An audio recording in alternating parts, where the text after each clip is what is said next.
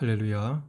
우리 주님의 은혜와 평강이 충만하게 흐르는 축복의 한 주간 되시기를 바랍니다. 오늘 말씀은 사무엘하 13장 22절에서 29절입니다. 압살롬은 암논이 그의 누이 다말을 욕되게 하였으므로 그를 미워하여 암논에 대하여 잘잘못을 압살롬이 말하지 아니하니라. 만 2년 후에 에브라임 곁 바알 하솔에서 압살롬이 양털을 깎는 일이 있음에 압살롬이 왕의 모든 아들을 청하고 압살롬이 왕께 나아가 말하되 이제 종에게 양털 깎는 일이 있사오니 청하건대 왕은 신하들을 데리시고 당신의 종과 함께 가사이다 하니 왕이 압살롬에게 이르되 아니라 내 아들아 이제 우리가 다 갈 것 없다 내게 누를 끼칠까 하노라 하니라. 압살롬이 그에게 간청하였으나 그가 가지 아니하고 그에게 복을 비는지라. 압살롬이 이르되 그렇게 하지 아니하시려거든 청하건대 내 형 암논이 우리와 함께 가게 하옵소서. 왕이 그에게 이르되 그가 너와 함께 갈 것이 무엇이냐 하되 압살롬이 간청하매 왕이 암논과 왕의 모든 아들을 그와 함께 그에게 보내니라. 압살롬이 이미 그의 종들에게 명령하여 이르기를 너희는 이제 암논의 마음이 술로 즐거워할 때를 자세히 보다가 내가 너희에게 암논을 치라 하거든 그를 죽이라. 두려워하지 말라. 내가 너희에게 명령한 것이 아니냐. 너희는 담대히 용기를 내라 한지라. 압살롬의 종들이 압살롬의 명령대로 암논에게 행하며 왕의 모든 아들들이 일어나 각기 노새를 타고 도망하니라. 아멘. 본문에 계시된 주님은 어떤 분이신가? 증오와 복수의 사슬을 끊기를 원하십니다. 오늘 본문은 압살롬이 암논을 복수하는 장면입니다. 22절에서는 자기 누이 다말을 욕되게 강간한 암논에 대해서는 아무 말도 하지 않습니다. 하지만 침묵이 더 무서운 것이죠. 복수의 칼을 간 것입니다. 23절에 만 2년 후에 그랬죠. 그 2년이 복수를 준비하는 기간이었습니다.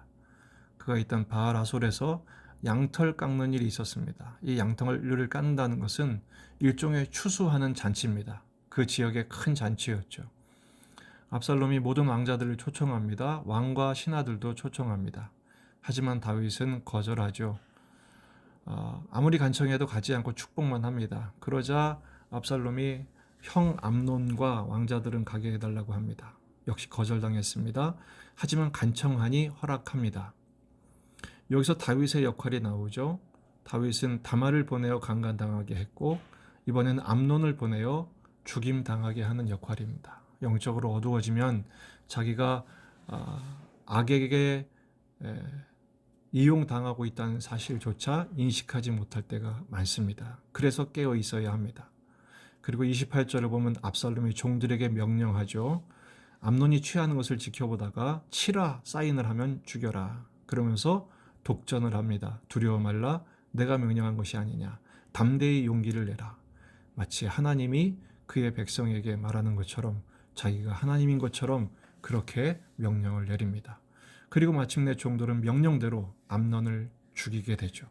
그리고 모든 왕자들은 황급하게 자기 노새를 타고 도망을 하게 됩니다. 오늘 말씀의 초점은 두 가지입니다. 첫째는 죄는 대가 지불이 반드시 따른다는 것입니다. 오늘 본문은 물론 인간적으로 압살롬이 암논에게 복수한 것이지만 하나님의 말씀의 예언이 성취된 것입니다. 다윗이 우리아를 죽였을 때 하나님께서 선지자 나단을 통해서 이렇게 예언하셨습니다. 사무엘하 12장 10절 이제 내가 나를 업신여기고 햇사람 우리아의 아내를 빼앗아 내 아내로 삼았은즉 칼이 내 집에서 영원토록 떠나지 아니하리라 이렇게 예언하셨죠. 남의 손으로 우리아를 죽게 한 다윗의 모습을 아들 압살롬이 그대로 학습한 것입니다. 그래서 자기 손에 피 묻히지 않고 종들을 통해서 암논을 죽이게 하죠. 따라서 오늘 본문은 예언의 성취라 할지라도 피 흘리는 자의 자리에 있어서는 안 됩니다. 그를 죽이라 명령한 장본인은 다윗이었고 오늘 본문에서는 암논이었습니다. 살리는 자가 될지언정 죽이는 자가 되어서는 안 됩니다. 그리고 이 죄는 점점 자라게 되어 있습니다. 처음에는 증오, 복수심에서 실제로 복수하여 살인하고 나중에는 반역까지 가죠. 15장은 반역하는 장면입니다. 그것 때문에 압살롬은 비참한 말로를 맞이하게 됩니다. 죄의 삭은 사망이 되는 것입니다. 따라서 죄의 자리에 서서는 안 됩니다. 두 번째는 우리의 마음속에 있는 증오심, 복수심이 있을 수 있습니다. 살다 보면 억울한 일이 좀 많습니까?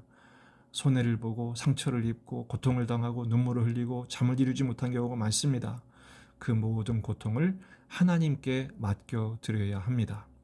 복수하는 것조차 맡겨드려야 합니다. 로마서 12장 19절 내 사랑하는 자들아 너희가 친히 원수를 갚지 말고 하나님의 진노하심에 맡기라. 기록되었을 때 원수 갚는 것이 내게 있으니 내가 갚으리라고 주께서 말씀하시니라. 원수 갚는 것의 전공은 하나님이십니다. 우리가 했다가는 결국은 그 원수도 못 갚고 죄만 짓고 더 큰 고통만 남게 되는 것이죠. 하나님은 우리의 모든 아픔을 아십니다. 이 모든 상처를 하나님께 가지고 나가셔야 합니다. 왜냐하면 하나님은 우리의 마음의 상처를 고치시는 분이기 때문에 그렇습니다. 이사야 16장 1절을 보면 주 여호와의 성령이 내게 내리셨으니 그러면서 성령이 하시는 역할 중에 나를 보내사 마음이 상한 자를 고치며 그랬어요.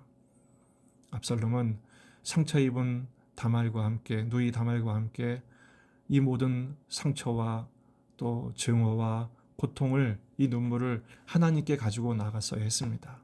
그때 하나님을 더 깊이 만나게 되고 죄의 자리가 아닌 치유와 회복의 자리로 나갈 수 있었습니다. 우리가 이 어리석음을 반복해서는 안 됩니다.